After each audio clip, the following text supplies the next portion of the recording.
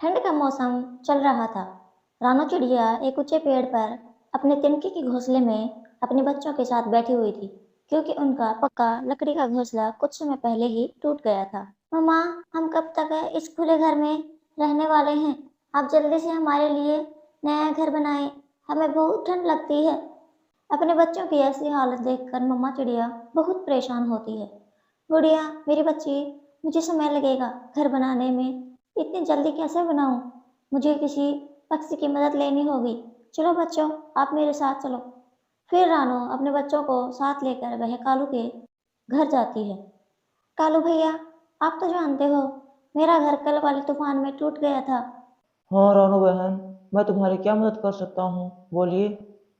कालू भैया, आप मेरे बच्चों को कुछ दिनों के लिए अपने घोंसले में रख लें।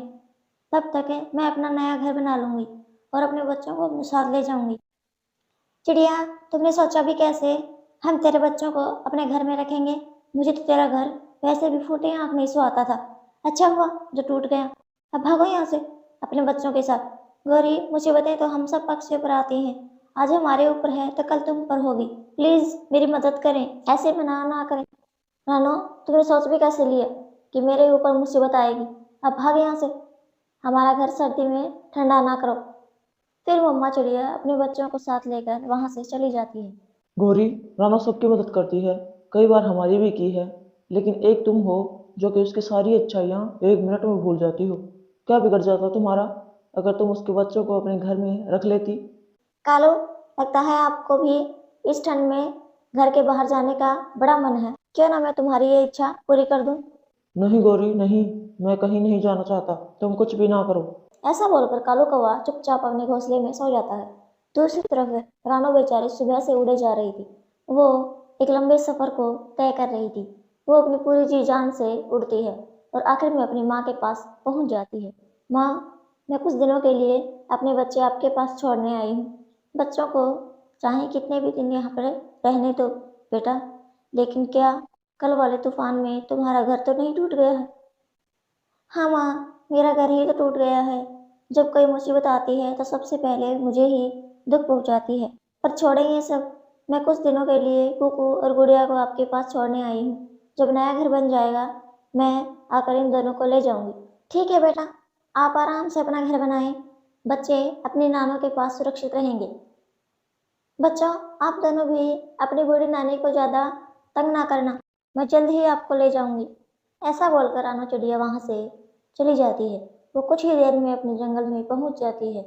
वो अपना नया घर बनाने के लिए सूखी लकड़ियां और सूखे घास की तलाश में रहती है, लेकिन उसे कहीं पर भी सूखी लकड़ियां नहीं मिलती। फिर मम्मा चिड़िया बहुत निराश हो जाती है। अब मैं क्या करूं? अपने लिए घर कैसे बनाऊं? जंगल में तो एक भी सूखी लकड़ी नहीं है। बच्चों को ज्यादा दिन तक माँ के पास भी नहीं रहने दे सकती। वो बेचारी अपना पेट ही बड़ी मुश्किल से भर पाती है। ये सोचकर मम्मा चिड़िया फिर से उड़ती है और दूर दूर तक सूखी लकड़ियों की तलाश करती है। लेकिन जंगल में सूखे का मौसम तो था ही नहीं।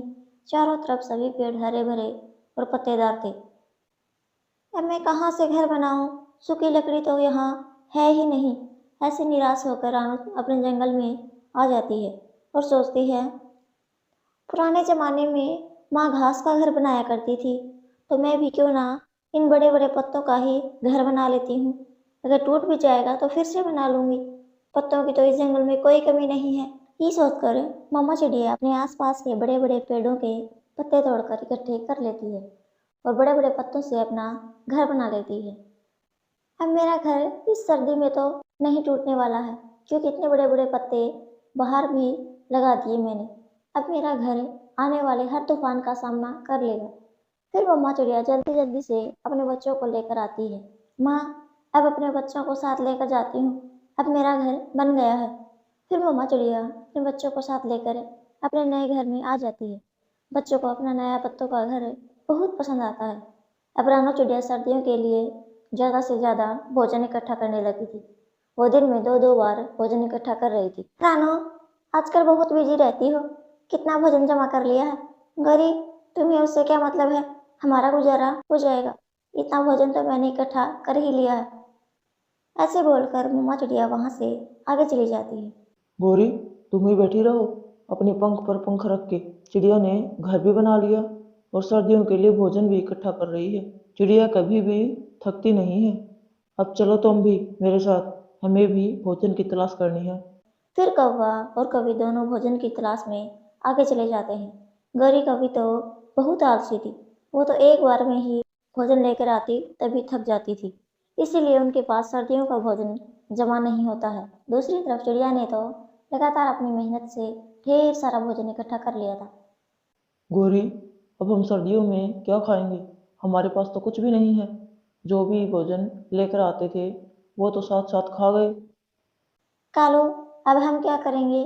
कुछ दिन गुजर गए और एक दिन जंगल में अचानक से इतनी ठंड में बारिश भी शुरू हो गई थी।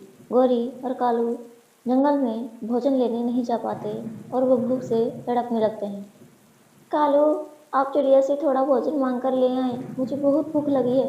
गोरी, तुम भूल रही हो, चिड़िया जब हमारे पास घर में जब अपने बच्चों को छोड़ने आई थी तब तुमने क्या कहा था? मैं नहीं जाऊंगा भोजन मांगने।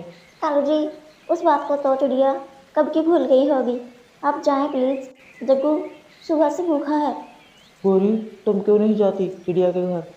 अब तुम कुछ भी कहो, मैं नहीं जाने वाला। चलो तो कालू, हम दोनों साथ चलते हैं। देखो, अब मना मत करना, भूख दोनों को लगी है। ऐसे बातें करते हुए वो दोनों चिड़िया के घर भोजन लेने चले जाते हैं। चिड़िया बहन, हमें माफ़ कर दें और हमें थोड़ा सा भोजन दे दें प्लीज़। सुबह से हमने और जग्गू ने कुछ भी नहीं खाया है। गौरी, पहले आप जल्दी से अंदर आ जाएं, बारिश में ना भीगें, नहीं तो बीमार हो जाएंगी। चिड़िया बहन, आप कितनी अच्छी हैं और एक मैं हूँ जो हर बार तुम्हारे एहसान को भूल जाती हूँ।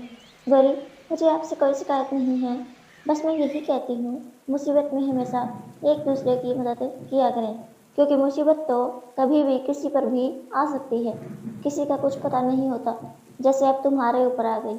ऐसा बोलकर रानो चिड़िया कालू और गौरी को भोजन दे देती है। फिर वो दोनों भोजन लेकर अपने घर चले जाते हैं।